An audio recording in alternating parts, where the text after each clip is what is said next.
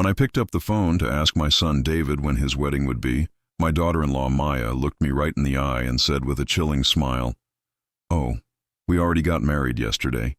We only invited special people." The words hit me like a bucket of ice water. Special people. I, who for 3 years had paid their monthly rent of $500, bought every piece of furniture in their house, and filled their refrigerator when they had nothing to eat. I was not a special person. I stood there in the living room of my own house, holding the phone as if it weighed 1,000 lobi, watching my son avoid my gaze while Maya made herself comfortable on the sofa I had bought for them. The pale pink dress I had picked out for her wedding hung uselessly in my closet, along with the new shoes and the illusion of being part of the most important day of my only son's life. I had spent $200 on that dress, thinking about how nice I would look in David's wedding photos in which I would never appear. For weeks I had planned every detail. I had put money aside to give them $1,000 as a wedding gift. I'd called my sister Diana in Chicago to tell her the good news. I had cleaned my house from top to bottom, thinking they might come celebrate with me after the ceremony. All of that collapsed in a second with those 4 poisoned words, "Only special people." David finally lifted his gaze and said in a rehearsed-sounding voice, "Mom, it was an intimate thing, very small, just the 2 of us and the witnesses." But I knew it was a lie. I saw the photos on social media. I saw Maya's parents proudly posing next to the bride and groom. I saw her siblings toasting with champagne. I saw Maya's white dress, which I had helped finance with the $800 I had given her last month for her personal expenses. I saw everything I wasn't supposed to see. A week later, exactly 7 days after that humiliation, Maya called me with a completely different voice. She was no longer the confident woman who had excluded me from her wedding. Now she sounded desperate, almost pleading. "Margaret, the rent is overdue. The landlord is pressuring us and says, if we don't pay this week, he will kick us out. You forgot to make the transfer." Her voice trembled slightly as if the world were ending. I wassilent for a few seconds, remembering all the times I had run to the bank to make that transfer, all the times I had canceled my own plans to make sure they had a roof over their heads, all the times I had eaten beans and rice so I could give them money for their desires. And now, after they had excluded me from the most important moment of their lives, they had the audacity to call me as if nothing had happened. "Maya," I said with a calm that surprised even me. "Didn't I warn you that I only help special people?" The silence on the other end of the line was so deep that I could hear my own heart beating. For the first time in years, it was not I who was trembling, but her. "Renee, I don't understand," she stammered. "We were always special to you. You're like a second mom to me." Lies. All lies. Wrapped in that sweet voice she only used when she needed something. The same voice she had used to ask me for money for the wedding dress, for the honeymoon, for the rings, which I had helped finance without knowing I would never see the ceremony where they were exchanged. For so many years, I had this constant feeling of walking on eggshells, weighing every word, every gesture, every gift, hoping to get a crumb of affection from my own son. I was the perfect mother, the obliging mother-in-law, the silent provider, who never protested when they treated me like I was invisible. But that phrase, "only special people," awakened something in me that had been dormant for far too long. I had calculated in my head how much money I had spent on them in those 3 years. Between rent, food, gifts, emergencies, and whims, it was over $20,000. $20,000 I had taken from my retirement, from my savings, from the money my late husband had left so I could live my last years in peace. And what was all that for? To be treated like a stranger on my own son's wedding day. That night after I hung up, I sat on my bed and cried. But they weren't tears of sadness. They were tears of anger, of accumulated frustration, of years of silently endured humiliation. I cried for all the times they made me feel that my love was a burden, my presence a hindrance, my money the only thing I had to offer. I cried for the foolish mother I had been, for the woman who had lost herself, trying to be indispensable to those who considered her dispensable. When I woke up the next morning, something inside me had changed. It was not just the pain of betrayal. It was something deeper, colder. I stood up and looked at myself in the bathroom mirror. The same tired eyes as always, the same wrinkles that told stories of years of giving love without getting it back. But there was something else in my gaze, a hardness I didn't recognize, a determination that had been buried under years of compliance. I went to the kitchen and made coffee, as I had every morning for 40 years. But this time I didn't think about calling David to ask how he had slept. I didn't check my phone in anticipation of a message from him apologizing for the previous day's humiliation. For the first time in a long time, I was my own first concern of the day. I sat at the table where I had so often planned surprises for them, counted bills for their expenses, and cried silently when they treated me with indifference. Now, this table would be a witness to something completely different. I took out my checkbook, my bank statements, and started to do the math. I wanted to see in exact numbers the extent of my own foolishness. Monthly rent of $500 multiplied by 36 months was $18,000. Food and supplies approximately $200 a month was another $7,200. Birthday gifts, Christmas gifts, anniversary gifts, at least $3,000. Maya's medical emergencies, $800. The car loan they never paid me back, $2,500. The air conditioner repair in their apartment, $600. The living room furniture, $200. $33,400. That was the exact sum of my generosity, $33,400 I had wasted from my husband's inheritance, from my pension, from the savings I had put aside penny by penny for decades of honest work. All that money thrown out the window to keep two adults comfortable who couldn't even pretend to respect me. The phone rang and I saw David's name on the screen. Normally my heart would have pounded as I ran to answer, hoping he would finally apologize and explain that everything had been a misunderstanding. But this time I let it ring once, twice, 3 times. Finally it fell silent, and I continued drinking my coffee as if nothing had happened. 10 minutes later, it rang again. This time, it was Maya. He let it ring too. Then a text came from David.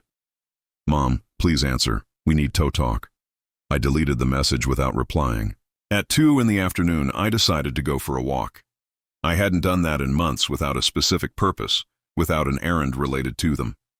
It was always the bank for transfers, the supermarket to buy them something they needed, the pharmacy for Maya's medications.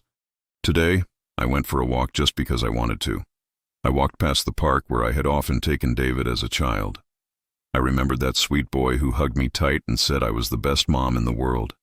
When had he become this man who treated me like an ATM with feelings? When did I start confusing love with money? When did I start to believe I had to buy my own son's affection?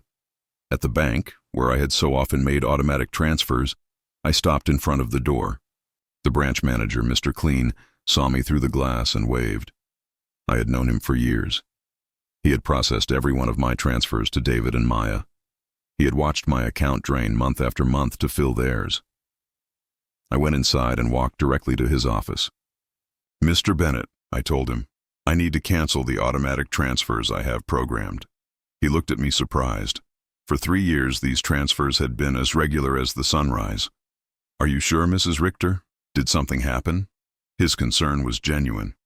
More genuine than any interest David had shown in me in recent months. "What happened is that I finally opened my eyes," I replied. "I want to cancel everything, and I also want information on how to protect my accounts. I don't want anyone else to have access to my money." While Mr. Bennett processed the cancellations, my phone didn't stop ringing. David, Maya, David again. It was as if they had developed radar to detect when their source of income was in danger. I turned the phone off completely. "Mrs. Richter," Mr. Bennett said as he handed me the papers. "I apologize for intruding, but in all these years I have seen you be very generous with your family. I hope you're not being pressured to make these changes." His words touched me deeply. This man, who barely knew me beyond bank transactions, showed more genuine concern for my well-being than my own son. "I'm not being pressured, Mr. Bennett. On the contrary, I have finally stopped pressuring myself. When I left the bank, I felt strangely light, as if I had left an enormous burden in that office. For the first time in years, my money was entirely mine. I had no financial obligations to people who saw me as a resource instead of a person. I went home and thought about all the things I hadn't done to please David and Maya. The trips I hadn't taken to save money for them. The friends I no longer saw because I was always available for their emergencies. The hobbies I had given up because every dollar I spent on myself was $1 less for their needs. When I got home, I found 3 cars parked in front of my door. David's, Maya's, and one I didn't recognize. I could see movement inside my house through the windows. My blood ran cold. They had keys. I had given them keys because I trusted them, because I thought they would one day take care of me just as I had taken care of them. I took a deep breath before opening the door.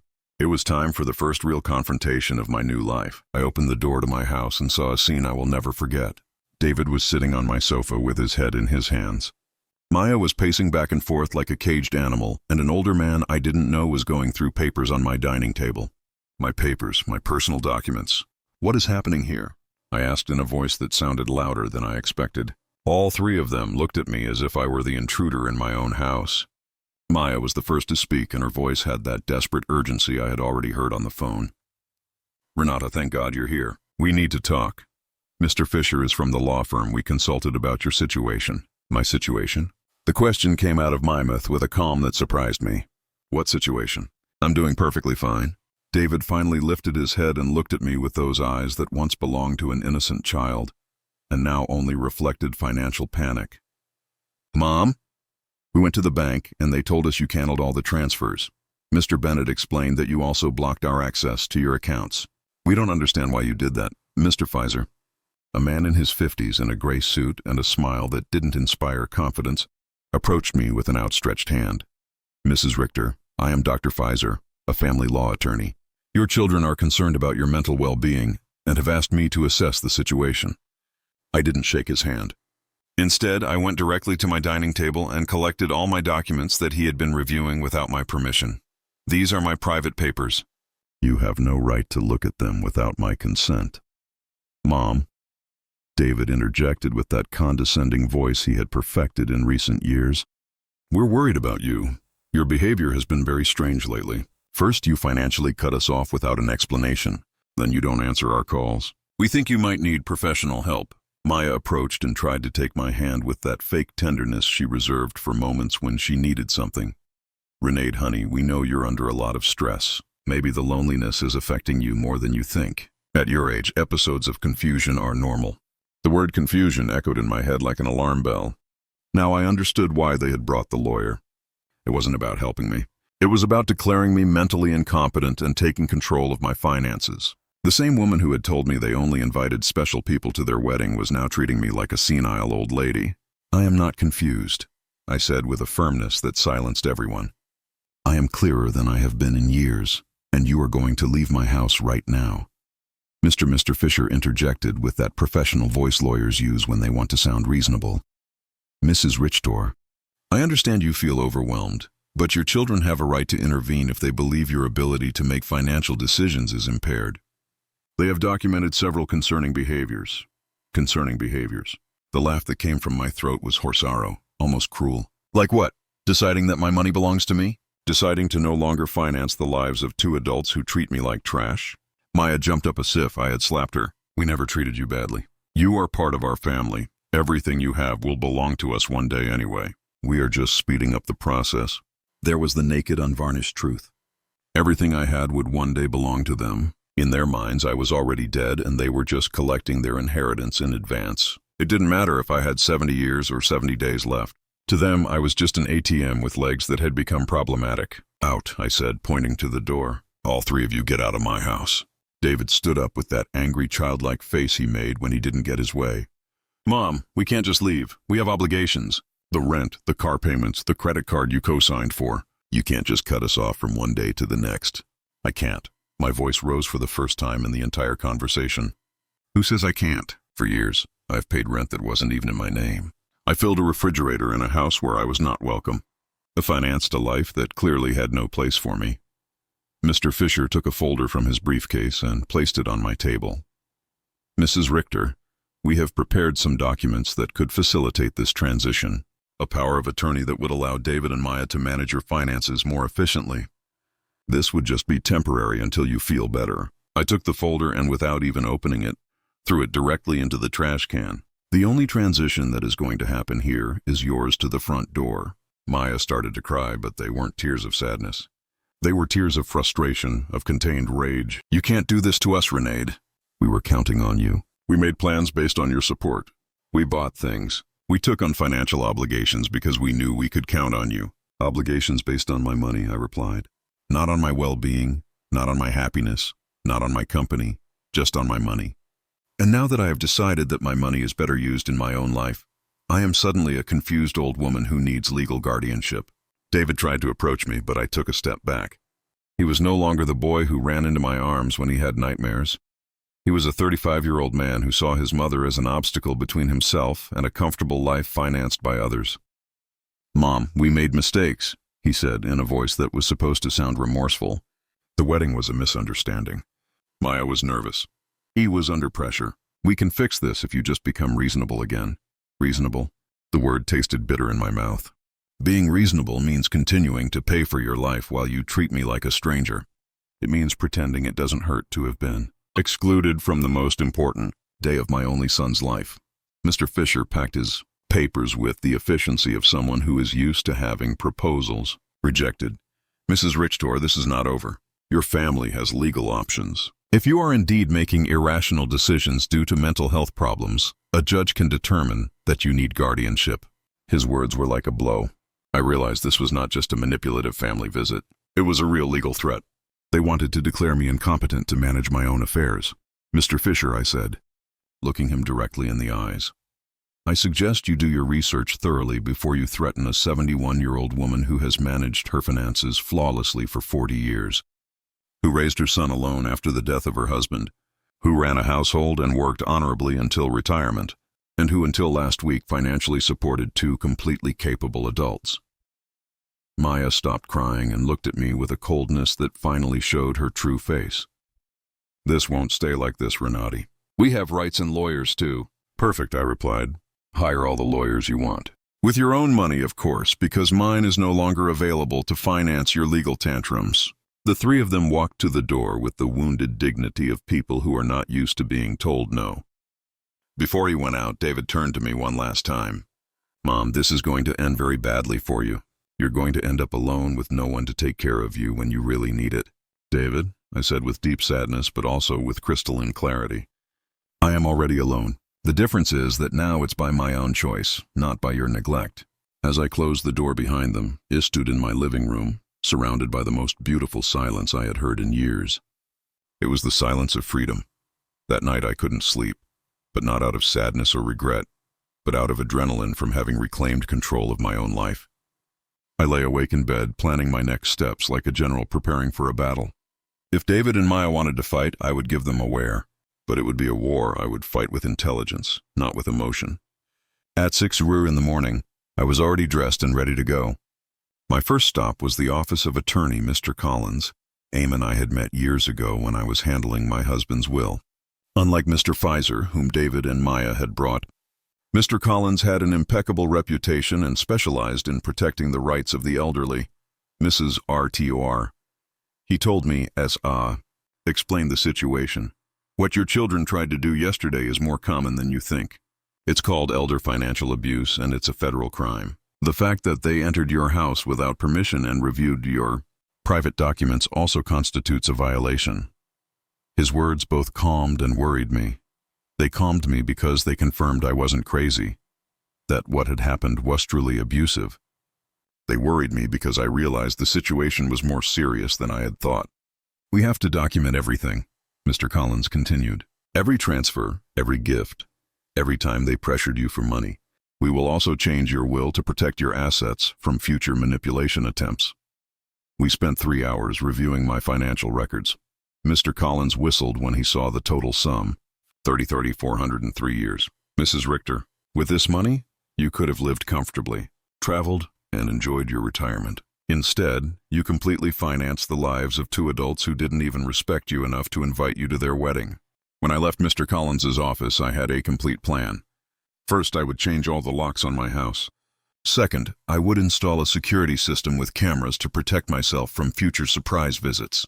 Third, I would open a new bank account at a different bank where they had no contact. And fourth, I would start living the life I had postponed for years. My next stop was the hardware store. The owner, Mr. Summer, had known me for years because I was always buying things to fix David and Maya's apartment. This time was different. Mrs. Artior, what brings you here today? Another emergency with your son? Hesked with the familiarity of a person who had silently witnessed my wasted generosity? No, Mr. Summer. This time it's for my own house. I need to change all the locks and I want them to be of the best quality. He looked at me surprised but asked no questions. While I was choosing the locks, his son Ethan, who installed security systems, came by. It was Providence in action. Ethan, I told him, I also need to install surveillance cameras, the complete system. The price is not an issue. While they were preparing everything for the installation the next day, I received a call from an unknown number. It was Maya calling from someone else's phone because I had blocked her number after the previous day's confrontation. Renata, it's Maya. Please don't hang up. We need to talk like civilized adults. Speak, I said dryly. Listen, I understand you're upset about the wedding. It was a mistake. David and I have talked about it and we want to make it up to you. How about we have a special dinner to celebrate our wedding with you? We can do it at your house. Cook together like we used to. The manipulation in her words was so obvious that I almost had to laugh. Maya, how much rent do you owe exactly? The silence on the other end confirmed that I had hit a nerve. Well, it's 2 months, $1,000 total. But I'm not just calling for that, Renati. We really miss you in our lives. Do you miss me or my money? I asked directly. Both, she replied with a surprising honesty. Renat, I won't lie to you. Yes, we need your financial help, but we love you too. You're important to us. If I'm so important, I said, why wasn't I important enough to be at your wedding? Why am I not important enough to get a call that doesn't ask for money? When was the last time you called me just to ask how I was doing? Another silence. We both knew the answer. Never. Maya, I'm only going to explain this to you once. For 3 years, you have treated me like an ATM with feelings. You used me. You ignored me. You humiliated me. And finally, you insulted me in the worst possible way. Now that the money is running out, you suddenly discover you love me. Renault, please. I cut her off. There is no please. You made your choice when you decided I wasn't special enough to be at your wedding. Now I'm making mine. He hung up and turned the phone off completely. I didn't want any more interruptions on my day of liberation. That afternoon, I went to the beauty salon I hadn't been to in over a year. I always canceled my appointments because David or Maya needed something urgent, or because the money I had set aside for myself became an emergency for them. Mrs. Richter, my favorite hairstylist, Cynthia called out. What a surprise. I thought you had forgotten us. I didn't forget you, Cynthia. I just forgot that I also deserved to be pampered. I treated myself to the full treatment, cut, color, manicure, pedicure. For the first time in years, I spent money on myself without feeling guilty. While Cynthia worked on my hair, she told me about her life, her children, her dreams. It was refreshing to have a conversation that didn't revolve around David and Maya's needs. You look beautiful, Mrs. Richter, she said when she was done. But more than that, you look free. Did something good happen? Yes, Cynthia. I finally learned to say no. When I got home that afternoon, there was a car in front of my door that I didn't recognize. My heart raced for a moment, thinking David and Maya might have come back with reinforcements, but as I got closer, I saw an older woman sitting on the steps of my porch. Mrs. Richter, she asked as I got out of the car. Yes, that's me. Can I help you? I'm Eleanor Brooks. I live next door. We've been neighbors for years, but we've never had a chance to talk. Yesterday, I heard very loud voices in your house, and I got worried. Is everything okay? Her sincere concern touched me deeply. Here was a stranger who showed more interest in my well-being than my own son. Come in, Mrs. Brooks. I'll make you a coffee and I'll tell you a story you won't believe. While I was making coffee, I told her the whole situation. Eleanor listened without interrupting, nodding occasionally. And when I finished my story, her eyes were filled with tears.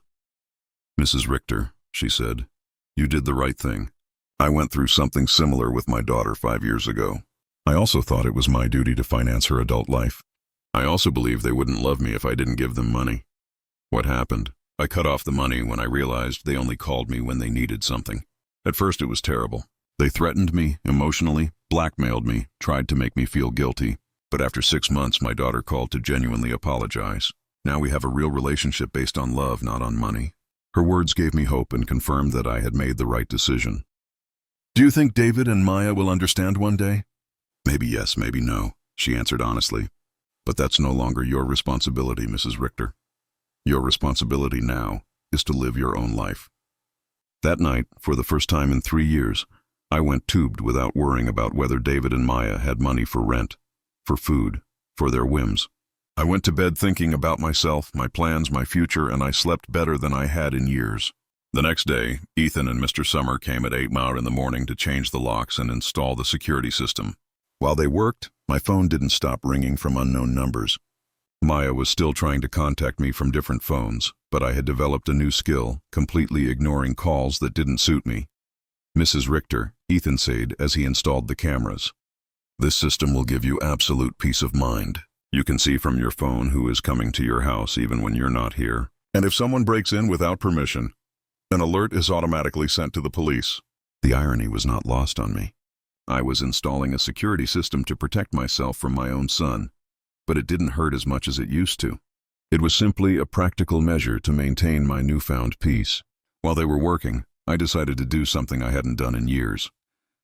Call my sister Diana in Chicago. We had lost touch because every time we talked, I would tell her about David and Maya's successes, about how much money I had spent on them, about how proud I was to be able to help them. I now realized that our conversations had become financial reports disguised as family news. "Renee," Diana answered, surprised. "Sister, how are you?" "We haven't spoken in months." "I'm good, Diana. Better than good. I'm calling you to tell you that I've finally come to my senses." I told her the whole story from the beginning. The secret wedding, the humiliation, the visit with the lawyer, my decision to cut off the funding. Diana listened to me in silence. And when I was done, her answer surprised me. "Renee, sister, it was about time. Every time we spoke, it broke my heart to hear you brag about how much money you gave them, as if love could be measured in dollars. I wanted to tell you something, but I didn't know how." "What did you want to tell me?" "That David never spoke lovingly about you when I saw him at family gatherings. It was always my mom helped me with this, or my mom bought me that, but never, I miss my mom, or I love my mom. It was as if you were a service provider, not a person." Her words hurt, but it was a necessary pain. Like when a doctor cleans an infected wound, it hurts, but it's part of the healing. "You know what else I noticed?" Diana continued. "Maya always spoke about you in the future tense. When Margaret is no longer here, we can remodel her house, or when we inherit, we will invest in the business. As if they were waiting for you to die to really live." This revelation hit me like a bucket of ice water. They didn't just see me as an ATM. They saw me as a temporary obstacle between them and their money. While I was trying to make them happy, they were planning their future without me. After talking with Diana, I sat in my kitchen processing all this information. Years of marriage to a man who truly loved me, 35 years of raising my son alone after my husband's death, and 3 years of financing 2 adults who saw me as a 100,000 obstacle. The doorbell rang, and on the new cameras, I saw it was Ella Lahner with a mug in her hands. I opened the door and she handed me a fresh brewed coffee. "I thought you might need some company after everything you told me yesterday," she said with that sincere smile I had already come to appreciate. We sat in my living room and Eleanor told me more details from her own experience. "My daughter said the exact same thing to me that Maya says to you. You're like a second mom to me. We're special to you. Everything will be ours one day anyway." Those are rehearsed phrases, Mrs. Richter. They learn them from the Emotional Manipulation Handbook. "Do you think such a handbook exists?" I asked half-jokingly. "Not officially, but it seems everyone reads from the same book. Chapter 1 is make her feel indispensable. Chapter 2 is create constant financial emergencies. Chapter 3 is when she resists, question her mental health." Well oft, but it was a bitter laugh. It was both funny and tragic to recognize such predictable patterns in our own children's behavior. "Did you ever feel guilty for cutting off the money?" I asked Eleanor. "Every single day for the first 3 months, she answered honestly. "But then I started to see the results. My daughter had to get a second job. Her husband stopped playing golf every weekend and started looking for extra work. They learned to live within their means. And more importantly, they learned that I was a person, not our source." That afternoon, I decided to do something I had postponed for years. Visit my husband's grave. I always made excuses not to go because David or Maya needed something urgent or because the taxi fare was better invested in one of their emergencies. The cemetery was quiet and beautiful. Robert's grave looked a bit neglected because I hadn't been there to clean it in months. I sat in the grass next to his headstone and talked to him as if he were alive. "Robert, my love, I think I lost myself for a while. After you left, I put all my energy into David. I wanted to be the best mother in the world, thinking somehow he would grow up without a father. But I think in the process, I forgot to be myself." The wind blew gently, and for a moment it felt like he was listening to me. "Our son has become someone I don't recognize. Or maybe he was always like this and I didn't want to see it. His wife is well, you know how she is. The money you left for me to live peacefully, I spent it taking care of them. But not anymore, my love. I have learned." I cleaned his grave, replaced the withered flowers with new ones, and stayed there for another hour, simply enjoying the peace. For the first time in years, I was not in a hurry to get home to solve a crisis for David and Maya. When I got home, there were 3 cars parked in front of my door again. My heart raced, but this time I was prepared. The cameras showed me that it was David, Maya, and 2 other people I didn't recognize. Everyone seemed agitated, talking to each other and pointing at my house. I didn't get out of the car. Instead, I called Mr. Collins, my lawyer. "Mr. Collins, they are at my house again. This time they've brought more people. What should I do?" "Don't get out of the car, Mrs. Richter. I'll be there right away and I'll call the police.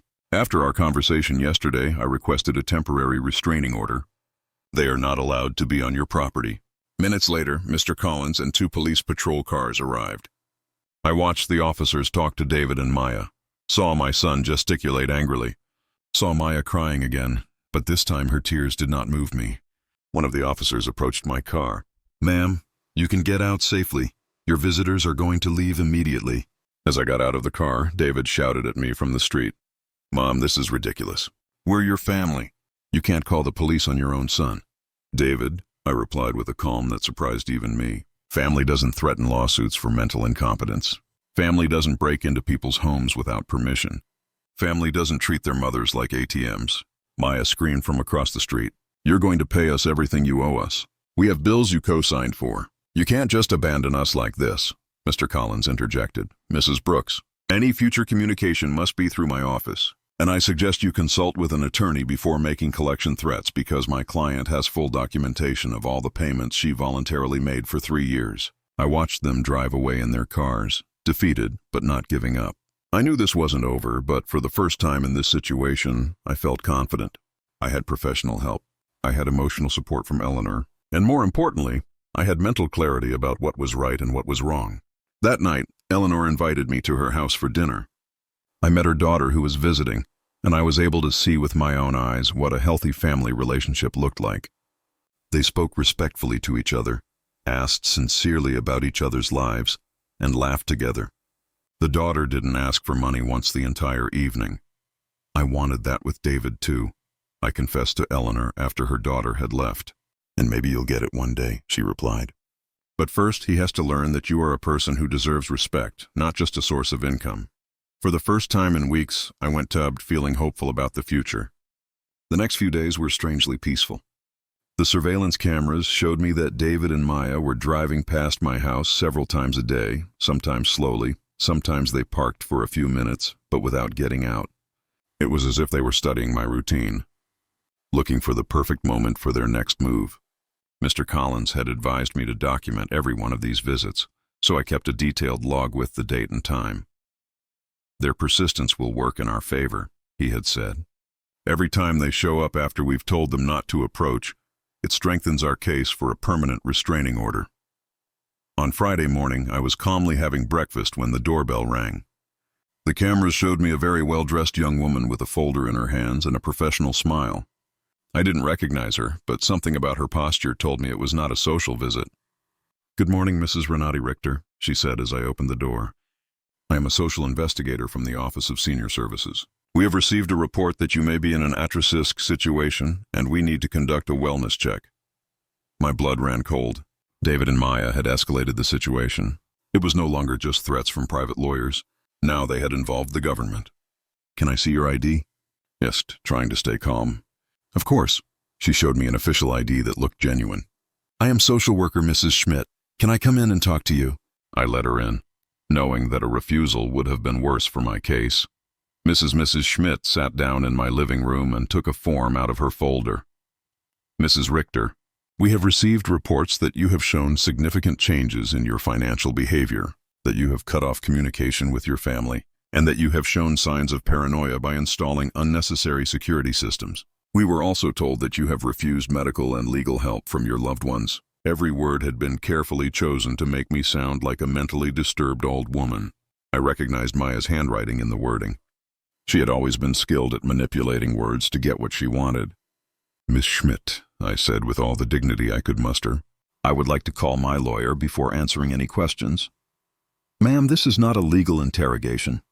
It's a wellness check. If you have nothing to hide, it should not be a problem to speak with me.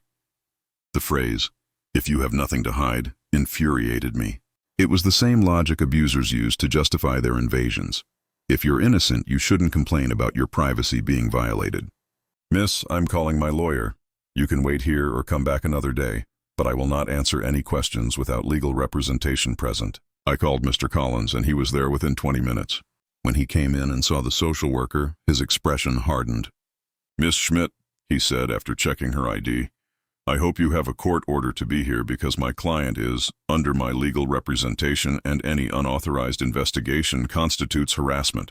Sir, Mrs. Schmidt replied with less confidence than before. We have reports from concerned family members about the lady's well-being. It's our duty to investigate. What family? Mr. Collins asked dryly. The same family that tried to get her to sign a power of attorney without representation. The same family that broke into her house without permission and checked her private documents. The same family that excluded her from important events while living off her money. Mr. Collins took a folder from his briefcase and placed it on the table. Here I have complete documentation of my client's financial and emotional abuse, $33,400 that were withdrawn from her accounts in 3 years. Systematic social exclusion and emotional blackmail. If someone needs to be investigated here, it is not my client. Mrs. Schmidt reviewed the documents with growing discomfort. It was obvious that the information she had been given did not match the reality she had in front of her. Mrs. Artur, she said finally, can you explain to me why you so abruptly stopped financial support for your son? Because I finally discovered they were using me, I replied simply. Because I realized that to them, I wasn't a mother, but a bank account. Because I was tired of financing the lives of people who saw me as an obstacle. But don't you feel it's your responsibility to help your family? The question outraged me, Miss Schmidt. My responsibility as a mother was to raise my son until he was 18, to educate him, and to give him the tools to be an independent adult. My son is 35 years old, married, and perfectly capable of supporting himself. Financing his adult life is not my responsibility. It is my choice, and I have chosen not to do so anymore. Mr. Collins interjected. Miss Schmidt, would you consider it normal for a 35-year-old adult to be unable to pay his own rent without the help of his 71-year-old mother? Mrs. Schmidt did not answer right away. I could see she was reevaluating the entire situation. Mrs. Richter, she asked after a moment, do you manage your own finances completely? I can show you my bank statements, my investments, my tax payments. Everything is current and in order. Do you live independently? As you can see, I keep my house clean. I take care of myself physically. I drive my own car. I have healthy social relationships with my neighbors. Do you take any medication? Just vitamins and occasionally aspirin. I don't have any medical conditions that require medication. Mr. Collins added, my client has just undergone extensive medical exams as part of our legal process. She is in perfect mental and physical condition. Mrs. Schmidt closed her folder inside. Mrs. Richter, based on this conversation and the documentation I have reviewed, I see no indication that you are at risk or in need of intervention. I will close this case. After she left, Mr. Collins and I remained silent for a few minutes. Renat, he said finally, this is going to continue to escalate. David and Maya are spending money they don't have to hire professionals to try to have you declared incompetent. Does that mean they are desperate? It means that exactly. What else can they do? They can file a lawsuit for incompetence. It's expensive and hard towing. But if they find a sympathetic judge and a psychiatrist willing to testify in their favor, they could get a guardian assigned. The thought terrified me.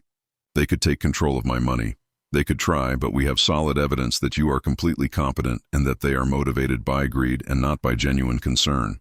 That afternoon, I called Diana to vent. Sister, she said after hearing my story, do you notice how far they are willing to go for money? They are risking family relationships, spending money on lawyers and doctors, destroying their own reputation, all to get access to your bank account again. Her words made me think. David and Maya had completely revealed their true nature. There was no going back. There was no possibility of a genuine reconciliation. To them, I had never been a mother or a respected mother-in-law. I had always just been money on legs. This revelation, although painful, was also liberating. I no longer had to wonder if I was making the right decision. I no longer had to feel guilty for protecting myself. They had proven for themselves that my emotional and physical well-being was less important to them than my money. That evening, Eleanor came to visit with a surprise. She had invited her friends from the garden club to meet me. Margaret, she introduced me. These are my friends Cynthia, who you already know from the salon, Maria, Carmen, and Alfreda. We've all been through similar situations with abusive family members. We spent the evening sharing stories. Maria had had to set boundaries with a brother who constantly asked her for money. Carmen had cut off her relationship with a daughter who only visited when she needed money.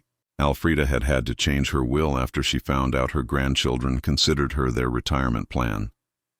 What hurts me the most, I confessed, is not losing the money I gave them, but realizing that I never had the love I thought I had. Renaud, Alfreda said with the wisdom of her 80 years, true love cannot be bought or sold. If you had to pay for it, it was never real. Her words were balm for me, wounded soul. She was right. I had bought attention, not love. I had financed an illusion. You know what I've discovered? I said to my new friends that loneliness surrounded by people who don't love you is worse than being lonely on your own. At least now when I am alone, I am in good company. Everyone laughed and we toasted to our newfound wisdom. That night after my new friends had left, I sat in my garden thinking. The stars shone brighter than ever, or perhaps I was seeing them with clearer eyes.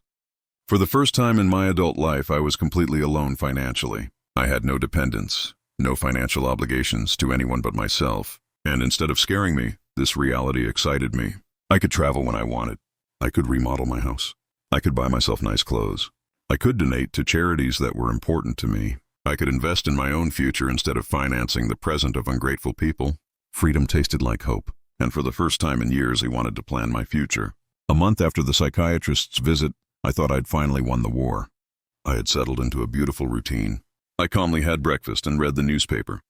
I tended to my garden, had lunch with Eleanor or one of my new friends, and in the afternoons I devoted myself to activities I had given up for years.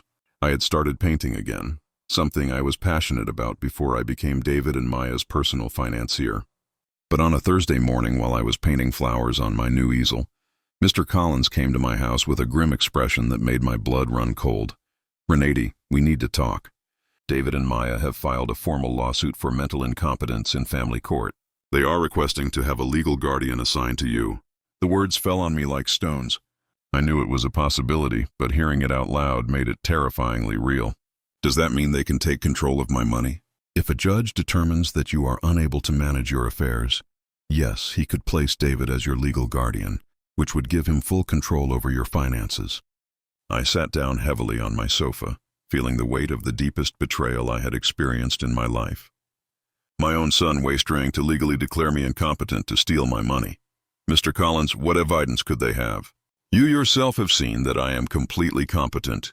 They have statements from 3 witnesses who claim you have behaved erratically. They also submitted unpaid doctor's bills that you supposedly didn't pay and medications that you supposedly hoarded without taking them. But that's a lie. I don't have any outstanding doctor's bills or hoarded medications. I know Renaud, but they have fabricated convincing evidence. They also have the statement from Dr. Lehman, who states that you refused to cooperate with a psychiatric's evaluation, which they interpret as proof of mental decline. The manipulation was diabolical. They had turned my refusal to undergo an unnecessary exam into proof of a mental illness. They had used my instinct to protect myself from them as proof that I needed protection. Who are the 3 witnesses? Mr. Collins looked through his documents. Maya, of course, a neighbor named Mr. Davis, and someone who claims to be your pharmacist. Mr. Green. Mr. Davis was the neighbor across the street. An unpleasant man who had always had problems with me because my friends sometimes parked in front of his house. Mr. Green was indeed my pharmacist, but I didn't understand what he could have against me. I need to talk to Mr. Green, I told Mr. Collins. Something's not right. We went to the pharmacy together that afternoon. Mr. Green received me surprised and nervous. Mrs. Richter. It's good to see you. How are you, Mr. Green? I was told you signed a statement saying I show erratic behavior with my medications. His face turned red as a tomato.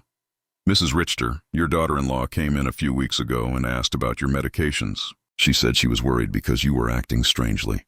And what did you tell her? I explained to her that you only buy vitamins and occasional aspirin, that you don't have any regular medical prescriptions. But she insisted that this was proof that you weren't taking adequate care of your health. Mr. Collins interjected.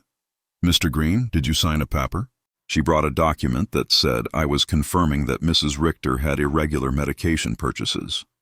I thought it was for her health insurance or something. I didn't know it was for a lawsuit. My own pharmacist had been tricked into signing something he didn't fully understand. Maya's manipulation knew no bounds. Mr. Green, I said, I need you to write a statement explaining exactly what happened and clarifying that I have no problems with medications. Of course, Mrs. Richter. I am terribly sorry for this misunderstanding. After the pharmacy, we went to confront Mr. Davis. When we knocked on his door, he received us with obvious hostility. What do you want, Mr. Davis? Mr. Collins said. I understand you signed a statement about my client's behavior. And you're right, I did. That woman is crazy. She's been acting strange for weeks. Can you be more specific about the behaviors you observed? Installing cameras as if she lived in a war zone, having strangers visit all the time, yelling at her family in the street. I realized Mr. Davis had taken everything out of context. The cameras had been installed for protection. The strangers were my new friends. The yelling was me defending my house from David and Maya's invasions. Mr. Davis, I said, do you know why I installed the cameras? No, and I don't care. To protect myself from my son and daughter-in-law who broke into my house without permission and threatened me. That's what a crazy person would say, he replied cruelly. There was no way to reason with him. His statement was based on superficial observations maliciously interpreted. That evening, Mr. Collins and I sat down to plan our defense. Renati, we need our own psychiatric evaluation. I have a colleague, Dr. Moore, who is an expert in assessing mental capacity. She can officially confirm that you are completely competent. What if David and Maya have bribed the judge? What if none of this matters because they have already decided to declare me incompetent? Renad, the legal system is not perfect, but it's not completely corrupt either. We have solid evidence of your mental competence and their financial motivations. We are going to fight this. The next day I went to my appointment with Dr. Moore. She was a woman in her 50s with kind but astute eyes. Mrs. Richter, I'm going to ask you a series of questions and tests to assess your mental capacity. Take your time and answer honestly. For 2 hours, she asked me questions about my memory, my reasoning ability, my financial understanding, my emotional health. She also gave me cognitive tests and asked me to solve mathematical and logical problems. Mrs. Richter, she said at the end, your results are well above average for your age. You are not only mentally competent, but your cognitive function is excellent. Doctor, why do you think my family is doing this? Based on what you've told me and the documents I've reviewed, this seems to be a classic case of elder financial exploitation. Unfortunately, it's more common than people think. I left the consultation feeling validated but also sad. The professional confirmation of my mental health was a relief. But it also confirmed that the lawsuit was real and necessary. That afternoon, Eleanor organized an emergency meeting with all our friends from the garden club. When I told them about the incompetence lawsuit, everyone was outraged. Margaret, Maria said, we will testify in your favor. We have been with you for weeks and anyone can see that you are doing great. Better than great, Cynthia added. You are clearer and stronger than many 40-year-old women I know. Elfrida with her 80-year-old wisdom took my hands. Margaret, my dear, what your children are doing is nothing new. For generations, greedy children have tried to declare their parents insane to get their money. But you have something many of these victims didn't have. Documentation, legal support, and friends who can testify for you. Her words gave me hope. I was not alone in this fight. I had an army of strong women who had witnessed my transformation firsthand. You know what the saddest thing about all this is? I said that David and Maya are willing to destroy any future possibility of reconciliation for money. Even if I were willing to forgive everything so far, there's no going back from this. And maybe that's for the best, Cynthia replied. At least now you know exactly who they are and you can act accordingly. That night, for the first time since this nightmare began, I really cried. not out of sadness but out of grief. I said my final goodbye to the son I thought I had, to the dream of a loving family, to the illusion that unconditional love was reciprocated. But something new also emerged within me, an iron determination not to let myself be stripped not only of my money but also of my dignity and my freedom. The war had officially begun, but I was ready to fight. The trial came 3 weeks later. I woke up early, put on my best black suit, and looked at myself in the mirror with a determination I had never felt before. Today, not only my mental capacity would be judged, my dignity as a person, my right to live free from abuse, my value beyond my bank account would be judged. Mr. Collins came at 7 in the morning to go over our strategy one last time. Margaret, remember, the burden of proof is on them. They have to prove that you are incompetent. We just have to show that you are not. And what if the judge is already biased? Judge Miller has a reputation for being fair. I researched his past cases, and he doesn't automatically favor families. He is dedicated to protecting the rights of the elderly. We arrived at the courthouse at 9 in the morning. In the hallway, I saw David in a new suit that he probably bought for the occasion, and Maya dressed in black, as if she were at a funeral. Maybe it was the funeral of our family relationship. When our eyes met, David avoided my gaze, but Maya held my gaze with a coldness that confirmed that for her, this was just a business transaction. Their lawyer was an older, elegant man with the kind of confidence that comes from winning similar cases before. When he began his opening statement, his strategy was clear: to portray me as a confused old woman who had been manipulated by strangers to alienate me from my loving family. "Your Honor," he said in a solemn voice, "Mrs. Renee Richter has shown a clear mental decline in recent months. She has cut off all financial support for her family without a rational explanation. She has installed unnecessary security systems due to paranoia and has isolated herself from her loved ones, under the influence of neighbors and lawyers who are obviously taking advantage of her vulnerable situation." Every word had been carefully chosen to make my self-empowerment sound like dementia and my freedom sound like external manipulation. Then they called their witnesses. Maya was the first to testify, and her performance was Oscar-worthy. She cried as she described how I had completely changed, how I had become hostile and paranoid, how I had isolated myself from the family that loved me. "Your Honor," she said in a trembling voice, "Margaret has always been like a second mom to me. Seeing her mental decline has been devastating. We just want to help her get the care she needs," lies wrapped in convincing tears. When Mr. Collins cross-examined her, the cracks in her story began to become visible. "Mrs. Schuster, can you tell the court when was the last time you called my client without asking for money?" Maya stammered. "Well, we always talked about many things. Can you give me a specific date?" "I don't remember exact dates. Is it true that you and your husband got married without inviting my client? It was a very small ceremony. Is it true that when my client asked about the wedding, you told her that you had only invited special people?" Maya's face turned red. Those words were taken out of context. What would be the right context to tell your mother-in-law that she is not a special person? She couldn't answer convincingly. David was next. Seeing him on the witness stand, swearing to tell the truth while preparing to lie about my mental health, was one of the most painful moments of my life. This was the boy I had raised alone, the one I had dedicated my entire life to. "My mom has always been very generous with us," he testified. "But lately she's become erratic and irrational. We believe she is being manipulated by people who are taking advantage of her." When Mr. Collins cross-examined him, the mask fell completely. "Mr. Richter, how much money have you received from your mother in the last 3 years?" "I don't know the exact amount. Does $3,400 sound about right?" "Maybe she's always been generous." "And how many times have you visited your mother without asking her for money?" The silence was deafening. "Is it true that you and your wife broke into my client's house without permission and checked her private documents?" "We were worried about her." "Is it true that you brought a lawyer to pressure her into signing a power of attorney?" "We wanted to help her manage her finances." "Do you at 35 years old need the help of your 71-year-old mother to pay your rent?" David couldn't answer with dignity.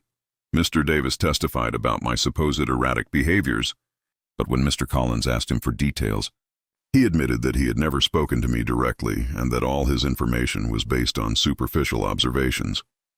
Dr. Lehman testified that my refusal to undergo an evaluation was proof of mental decline. But Mr. Collins submitted the documentation of our evaluation with Dr. Moore, which completely refuted his conclusions. Then it was our turn. Mr. Collins first called Mr. Green. My pharmacist, who explained how he had been tricked into signing a statement that distorted my medication buying habits. Dr. Moore testified about my excellent mental state and presented the results of the cognitive tests, which had been flawless. Mr. Summer, from the hardware store, testified about my mental competence and explained that my decisions to cancel automatic transfers were completely rational and had been processed correctly. Eleanor and my friends from the garden club testified about my clarity, my newfound vitality, and my ability to maintain healthy social relationships. Finally, it was my turn to testify. I stood up with dignity and walked to the witness stand, feeling the weight of 71 years of experience, of wisdom gained through pain, of strength discovered in adversity. Mr. Collins guided me through my testimony, letting me tell my whole story. The $3,400 spent in 3 years. The humiliation of being excluded from the wedding, the constant emotional manipulation, the violation of my privacy, the legal threats. Mrs. Richter, Mr. Collins finally asked, "Why did you decide to stop financial support for your son and daughter-in-law?" "Because I finally understood that what I was getting from them was not love," I replied in a clear, loud voice. "It was a commercial transaction disguised as a family relationship. My money was welcome, but I as a person was not. Do you regret your decision?" "I only regret that it took me so long to make it." David's lawyer tried to make me appear confused during his cross-examination, but I answered every one of his questions with clarity and precision. When he tried to imply that my new friendships had manipulated me, I explained to him that for the first time in years I had relationships based on mutual respect and not on financial interest. In his closing argument, David's lawyer insisted that I was a victim of external manipulation. Mr. Collins's rebuttal was devastating. "Your Honor, what we have seen here is not the case of an incompetent old woman, but that of a woman who has finally found the strength to free herself from years of financial and emotional abuse. The plaintiffs have presented no real medical evidence of mental incompetence. What they have presented is frustration because their source of income has decided to exercise her legal and moral right to protect her own resources." Judge Miller retired to deliberate for 2 hours that felt like 2 years. When he came back, his expression was serious but clear. After reviewing all the evidence presented, he began, "It is obvious to this court that Mrs. Renee Richter is in full possession of her mental faculties. Professional psychiatric evaluations confirm her cognitive competence. Her financial decisions, as painful as they may be for her family, are completely rational and within her rights." My heart began to beat faster. Furthermore, the judge continued, "The evidence suggests that this lawsuit is motivated by financial interest rather than by genuine concern for Mrs. Richter's well-being. The court completely denies the request for guardianship. I had won. I had not only won the lawsuit, but also my freedom, my dignity, my right to live free from the abuse of those who supposedly loved me."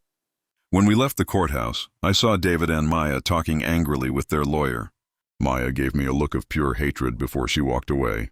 David looked at me one last time, and for a second I saw something that could have been regret, but it was already too late. That night, Eleanor organized a celebration at my house with all our friends. We toasted to justice, to freedom, to the sisterhood of strong women who support each other. "Renata," Elfrida told me, "today you didn't just win a trial. You won back your life." She was right. For the first time in years, the future was completely mine. I could travel. I could love. I could create. I could live without fear, without guilt, without manipulation. 3 months later, I sold my house and moved to a beautiful apartment near the city center. I donated half of my money to organizations that protect the elderly from family abuse. With the other half, I began to live the life I had always wanted. I traveled through Europe, took art classes, and joined volunteer groups. I never heard from David and Maya again. I heard from others that they had to move to a smaller apartment and that Maya had found a job for the first time in years. Perhaps the adversity would teach them what my generosity never could: the value of honest work and independence. Some nights when I look at the stars from my new balcony, I think about the woman I was a year ago, fearful, manipulated, believing I had to buy love. That woman is dead, and in her place someone has been born who has understood a fundamental truth. True love never has a price, and freedom is never too expensive. My name is Renedy. I am 72 years old, and I have finally learned that the most important person I have to love and protect is myself. If you like mystery, you can support me by making a donation so I can write more stories. Thank you in advance. And you, what would you do in this person's place? I would love to hear your opinion, so please share it with me in the comments. I'm always curious about what you all think, and also write me where you heard this story. For more life stories like this, like the video and subscribe to my channel. There are many other stories waiting for you, with heartfelt greetings. Until next time.